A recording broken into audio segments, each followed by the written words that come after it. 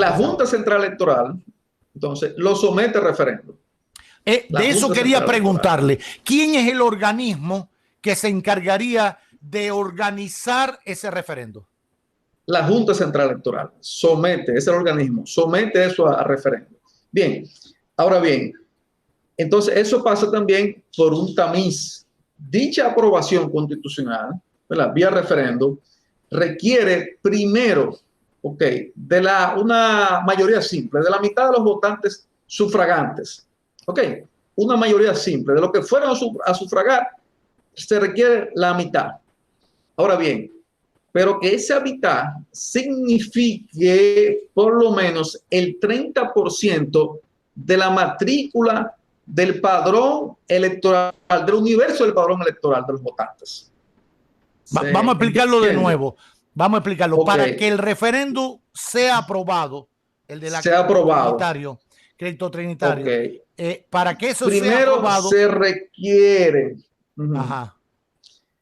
el voto de más de la mitad de lo que fueron a esa convocatoria de referendo del tema de la criptomoneda. Pero al referendo están convocados el 100% de las personas con capacidad, con mayoría de edad, con capacidad de votar, de elegir y ser elegido, mayores de 18 años. Exacto. Estamos hablando de, en el caso nuestro, 7.8 millones de dominicanos.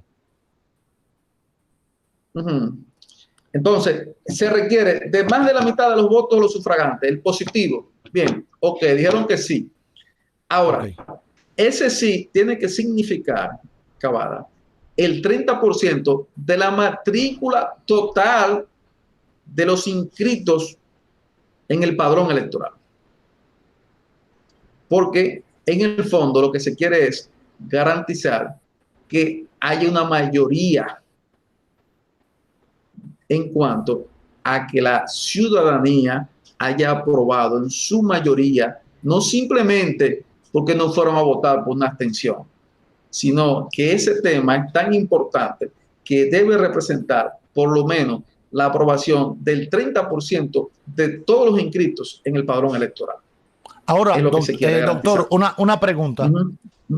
¿Y los militares y policías que no están en el padrón electoral? ¿Por qué no votan? Ellos están, sí, ellos no votan. Ellos no votan. Pero entonces, si se toma de referencia el padrón electoral, hay un cocorícamo, porque ellos no están en el padrón electoral. No, ellos no están en el padrón electoral. Por eso lo digo.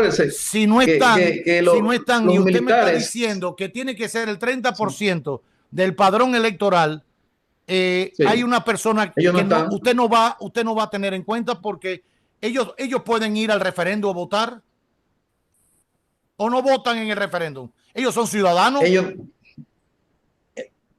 tendría que especificarlo la ley. Ahora bien, ellos sí hablan, ahí sí habla claramente la Constitución, que es el 30% que integren el registro electoral. Entonces, los militares, está claro, los militares ni los policías integran el registro electoral. No lo integran el registro electoral. No lo integran. Porque incluso ellos lo único que tienen es cédula de identidad. Exacto. Si bien es cierto eso, usted ha hecho una buena contrastación con lo que establece el derecho a la ciudadanía en el artículo 22. Claro. Son derechos de los ciudadanos y ciudadanos. Bien, ahí lo habla. El artículo numeral 2, 22.2. Decidir sobre los asuntos que les propongan mediante referendo. Entonces, usted diría, bueno, todos somos ciudadanos, el militar es ciudadano y yo soy ciudadano. Entonces, al militar le interesa tanto como a mí que vaya a referéndum el tema del aborto o de Loma Miranda o de la criptotrinitaria. ¿Usted me entiende? Ahora bien, entonces, si al final usted no lo cuenta a él para ese referéndum, no es verdad que lo que se está buscando es que la mayoría de la población que se va a beneficiar de eso participe del referéndum, porque usted está sacando una parte. Pero sí, pero la mayoría de la población deliberante, entonces ellos no son deliberantes. La mayoría de la población que decide Y ahí lo establece, el artículo 272, que son el 30% del registro electoral, y ellos no están dentro del registro electoral. Pero entonces no es un referéndum que abarca participativo, toda la sociedad. ¿Verdad que no? No sería como participativo. Sigue siendo representativo, porque son los únicos que tienen derecho a votar. Entonces, o resolvemos el tema con los militares y los policías, que yo estoy de acuerdo con que voten ya en este país, y acabarse el misterio del trujillismo, y que si no votan, porque acabarse eso, porque ellos son tan ciudadanos como yo. Al militar le importa tanto Loma Miranda como el aborto, porque tiene hija, porque tiene hijos, porque puede pasar por una experiencia de aborto terapéutico. ¿Cuál es el sentido de no tenerlo en cuenta y no contarlo?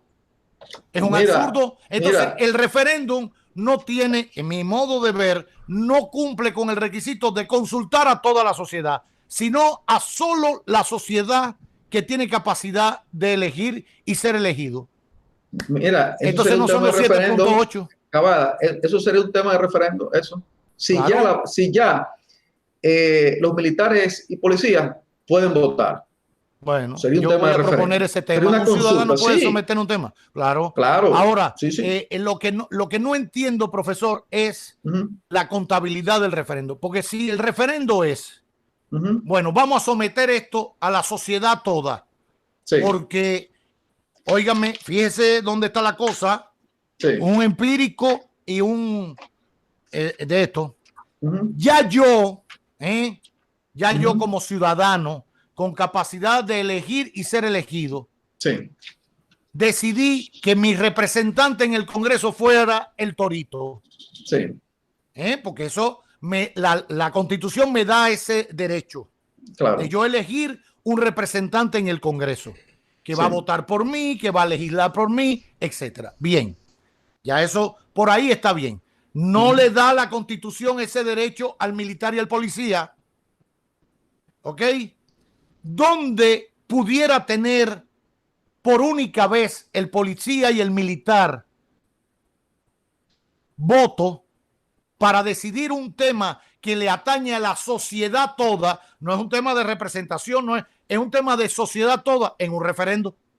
Entonces en el referendo tampoco lo tienes en cuenta, porque cuentan nada más los que están en el padrón electoral o en el registro electoral. Me parece que eso no es muy democrático. Si lo estoy viendo así a ojos de buen cubero, porque al final y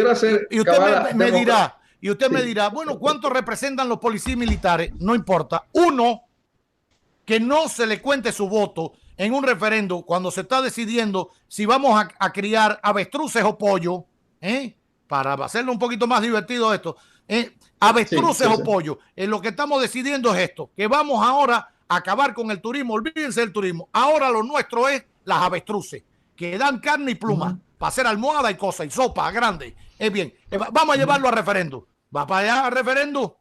Ah, bueno, pero solamente se cuenta el voto del que puede votar. Entonces no es la sociedad toda, porque los policías militares no pueden, no se les cuenta su opinión, y ellos también. Es un tema nacional, si no, es una votación más. Mira, eso es parte del paso, de lo que hablé, del paso de una democracia representativa a una participativa.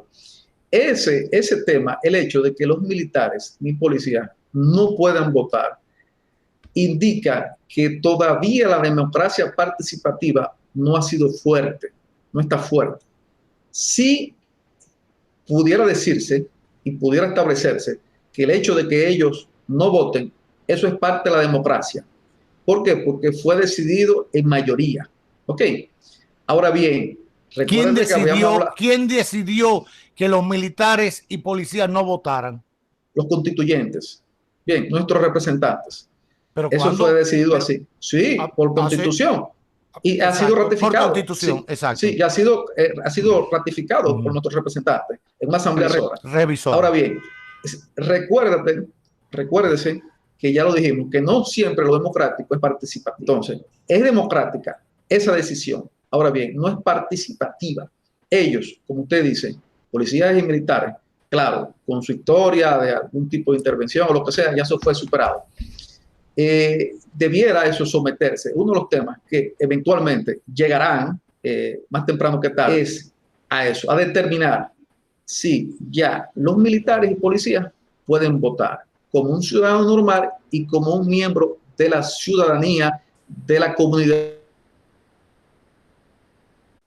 Demandar sus quejas a que las autoridades la tomen en cuenta, pagan impuestos igual que nosotros, colaboran, se sacrifican por el país y son de manera excepcional, entonces, no tomado en cuenta para las decisiones del país.